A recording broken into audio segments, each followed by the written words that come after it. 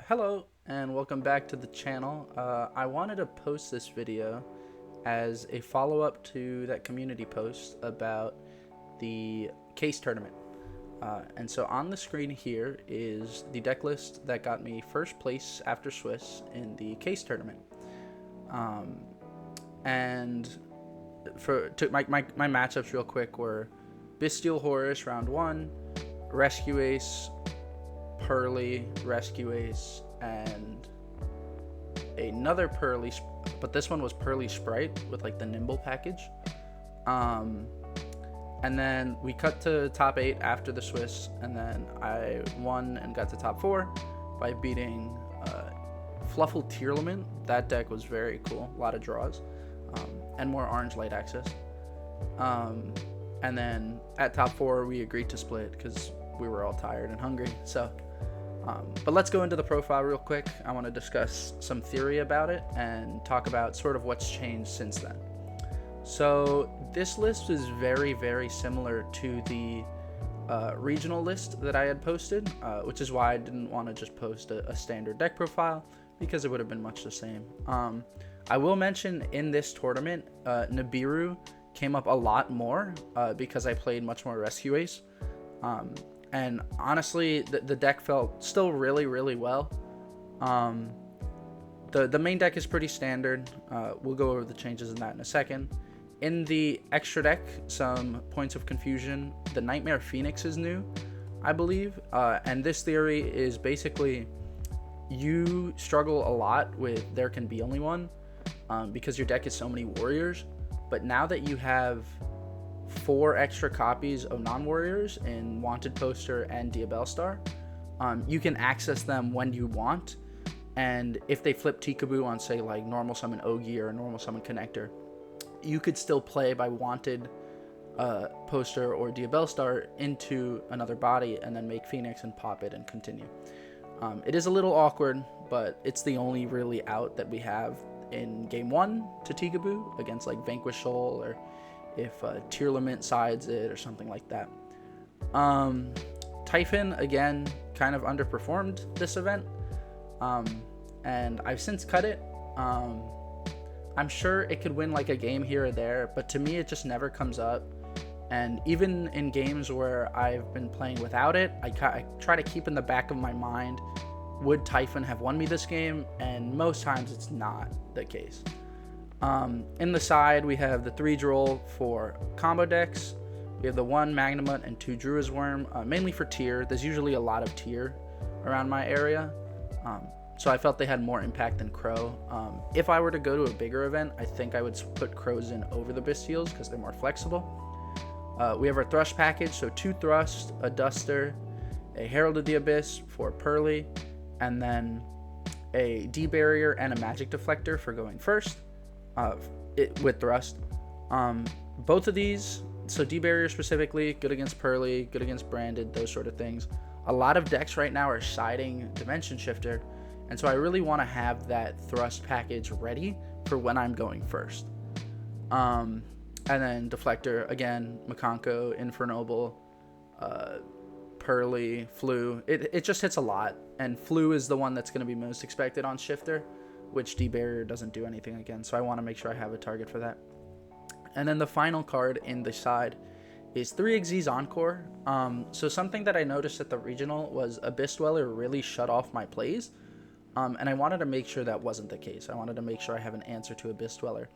And so I tried out Xyz Encore because, you know, it beats Dweller. But the issue is it's kind of difficult because you're already playing a lot of hand traps and things, and so if you open no hand traps and they're able to make Dweller, then Encore is good.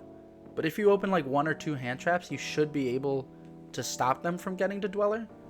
And so when I went to the current list, I made a couple changes. A lot of it is based on Pack's list from YCS Richmond. Some of the big changes with ratios, Durandal went from 3 to 2, Heritage went from 2 to 3, and then Ogier and Renaud both went down to 1. And in doing so, it let me play some more non-engine. So before it was 3 Ash, 3 Imperm, 2 Talents, 3 Nib. And I was able to put in the Veilers and drop Nib down by 1. So a couple points. At first, I was very scared of cutting down Ogier or Renaud because they are such good cards. But the way this list is set up is basically every single one of these Fire Warriors has 10 copies of it, right? Because you have the 2 Durandal, the Almas, the Rhoda, the Heritage, the Museum, and they all kind of feed into each other. And so having them all at 1 helps you that whenever you need to, you can get the one you want, but you're never opening multiple. Like, for instance, hands where you'd have 2 Renaud in your hand or 2 Ogier was always really awkward. In other changes, I'm still playing Talents. I think Talents is so good in this deck because your opponent has to hand trap you, and if they don't, you just beat the board breaker. And so Talents just trades with so many of the good hand traps. It trades with Ash, it trades with Veiler. Even Droll, if they Droll you on like a Rhoda or something, you just Talents, look at their hand, and then have full hand knowledge and try and build what you can from there. Maybe SP beats it. In the extra, as you can see, I did take out Typhon. I did take out the Ferocious Flame Swordsman for the second Little Knight. And then there's still the Phoenix, and I added Link Spider and Anima. At first, I thought, oh, I don't need Link Spider, it never comes up. And then the very first game that I tested this list with, it came up, and I was like, okay, I have to put Link Spider in. Will do. This extra deck feels really clean. I never, like, I think the Phoenix is just a good answer to those floodgates right now, which is one of the deck's biggest problems, is when your opponent just flips a floodgate and you don't have an answer to it. So I kind of like it for that. Looking at the side, so these things haven't changed, the Droll and the Bystials. We have the third Nib in here, and then we have a bit of a change at the tail end. So the Encores, like I said, weren't coming up for me that much. They were inconsistent and kind of hopeful almost. And so I wanted to try 2 things. The first is the Sinful Spoils of Subversion.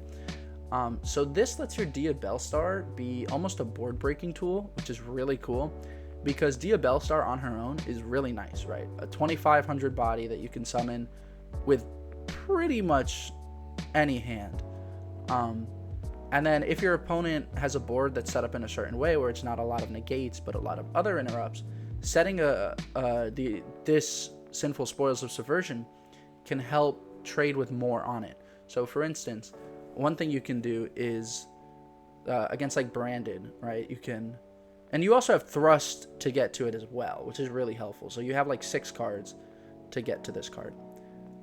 So against Branded, you could like put back a Mirror Jade or something. And now you don't have to deal with the floating, and you've removed the threat from the board. It's a very flexible removal card that being super searchable helps a lot for it. And then one thing I wanted to try out was the 2 enemy controller. This is basically because I expect a lot more Rescue Ace in the coming days. Because I feel that Econ, since so much of the Rescue Ace interruption is targeting based, things like their traps or Preventer or things of that nature, having an Econ to like tribute off your Neospace connector when you normal it or something like that is really, really useful. And a lot of times, if they go standby phase, I believe it's Rescue, that's the revive, to put a Rescue Ace monster on their board. If you take that Rescue Ace monster, then you shut off their traps. They can't activate them, which is super good, and it trades so well into that matchup. It's also just a good card in general going first too. We still have the 1D barrier. At this point, I feel like we're playing enough main deck hate for Flu in Ash, Veiler, and Imperm that we shouldn't auto lose to Shifter. It's definitely not a card we want to see, but still. And then another thing I'll mention is with the upcoming set of Valiant Smashers, there are a couple cards I am looking at again. I think Cosmic is a card I really want to work back into the side deck because it trades so well when they try and activate the trap monster effect of those cards. And then another card I want to look at is Called By. So I'm not a fan of maining Called By because it's not an engine piece. It doesn't help you extend.